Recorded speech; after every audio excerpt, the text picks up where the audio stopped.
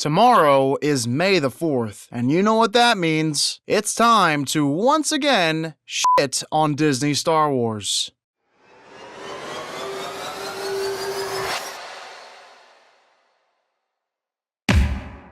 The year is 2020, and the worst Star Wars movie of all time has just been released months prior. That's right, Star Wars: The Rise of Skywalker. However, I'm not going to waste your time discussing that so-called film anymore, because I already did that 4 years ago. Instead, today I'll be talking about what Disney Star Wars should have done following the downfall of their beloved new trilogy. Rey Skywalker. So as you all know, Disney didn't have much content stacked up once they finished the sequel trilogy. And right as the pandemic began in March 2020, all we really knew at the time was that Mando Season 2 would happen eventually, as well as the Obi-Wan Kenobi series. Although there were rumors that Rian Johnson was getting a new trilogy for himself, and films made by Kevin Feige and Taika Waititi were in development, but as soon as COVID hit, these films were delayed indefinitely, and by now are probably cancelled, which is for the best. But in 2020, Disney had an opening.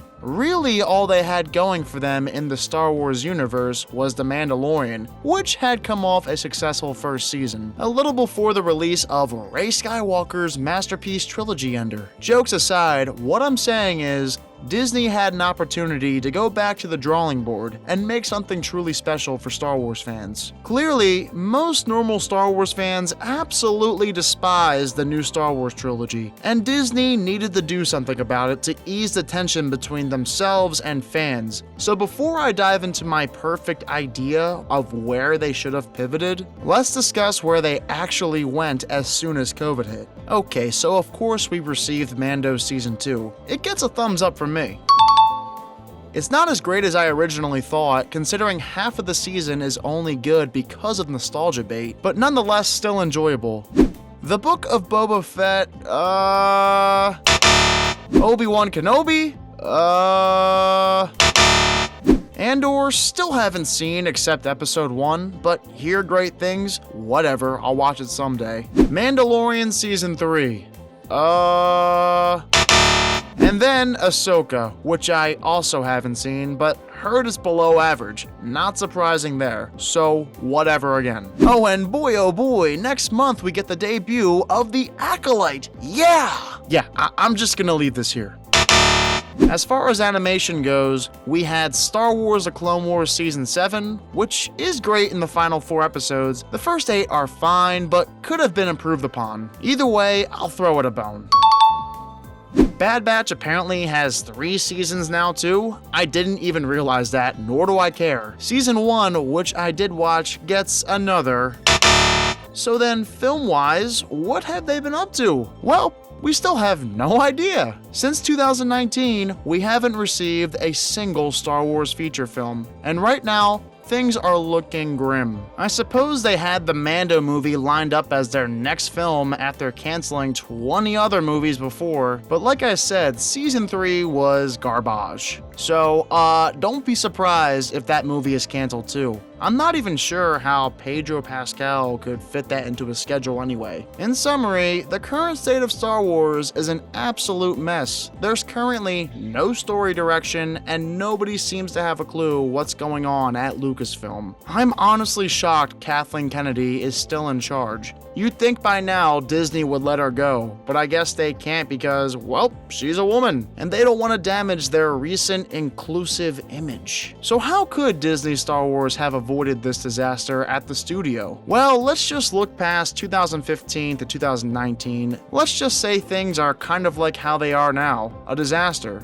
But instead, it's the year 2020. COVID is an ongoing thing, so now everything Star Wars thinks it has lined up for the future may have no future at all. In the 2020 situation, if it were up to me back then, where do I think would have been the best direction to pivot? First and foremost, I mean, this would never happen, but if you want to make good stories as a continuation to the original 6 Star Wars films, Disney should have come out stating the sequel trilogy is no longer canon. This is absolutely necessary for better future storytelling, as long as your goal remains to make future content set around that time period in Star Wars. And as far as I'm concerned, it seems like Disney is interested in continuing that story with the Rey movie, which is an awful idea. There's just no way that film will make bank at the box office if it happens. Either way, if you eliminate the sequel trilogy's canon, then The Mandalorian wouldn't have to make any connections to the sequel trilogy, and Palpatine's cloning ability just because it's part of the canon. By declaring the sequels non-canon, you'd also eliminate the Luke Skywalker problem. I had visions based on Star Wars Legends of how a sequel trilogy might look, with Luke leading a new Jedi Order and as that well-respected master. But no, The Last Jedi ruined all of that thanks to Rian Johnson. Instead, Luke is pathetic, weak, and goes against his ways. So by getting rid of the sequels, you get rid of that horrendous canon storyline with Luke. There are many other things I could point out of how a sequel non-canon declaration is beneficial to the Star Wars universe, but I won't go on. You get the point. Now then, with the sequel trilogy as non-canon, what's the next step they should have taken from here in 2020? If it were up to me, I think an anthology TV series would be really cool. Kind of like what they were doing with the movies at one point, but had to stop after the disaster that was Solo's box office. If they went in the anthology series direction though, here's what I'd love to see. You begin this anthology series with one season of Star Wars: The Clone Wars in live action. I mean, come on, this would be sick! With the right people in charge, of course, but everyone who's a lover of the Clone Wars TV show and prequel trilogy would obsess over this idea. This saves you from making that absolutely awful one-off season of Kenobi. And now, for an entire season, you get both Hayden Christensen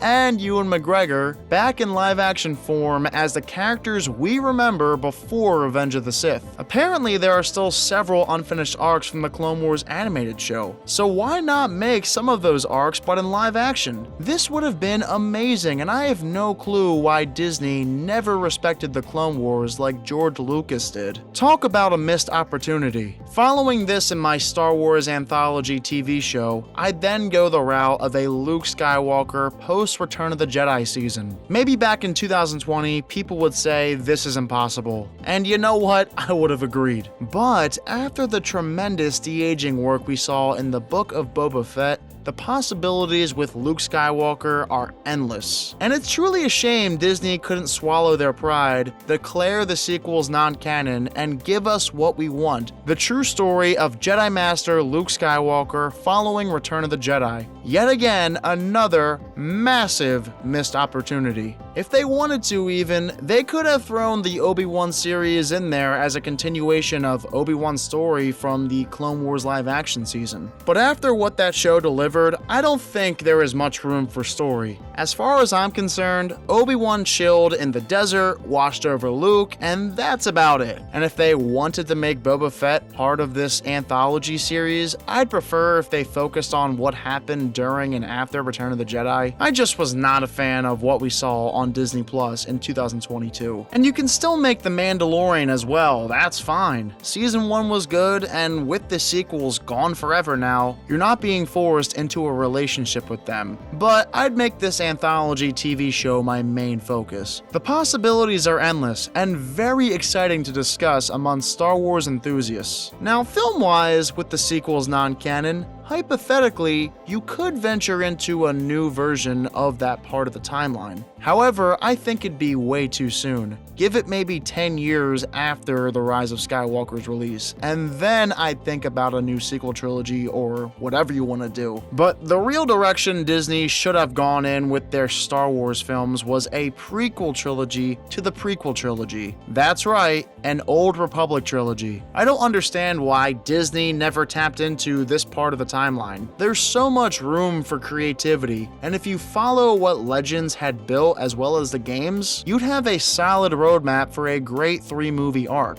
To this day, I can't believe Disney never bothered making films or even shows from this section in Star Wars lore. It makes me depressed thinking about it because, again, it's another missed opportunity. Disney is so obsessed with the content they've made that nobody wanted in the first place, to the point where they will overlook making potential potential great pieces of cinema like the ones I just pointed out. It's sad and just shows how disconnected Disney is from Star Wars and its fans. So, where do they go from here? Unfortunately, the more time Disney wastes making shows nobody cares about, the less likely it is we'll ever see what we all wanted in the first place. Mark Hamill is 72 years old, Hayden and Ewan aren't getting any younger. Our only hope is Lucasfilm scraps everything they have planned now, put the right people in charge, and make an Old Republic trilogy. Everyone much rather see that than The Acolyte, trust me. So, what are your thoughts on what could have been in the Star Wars universe? And if you were Star Wars right now,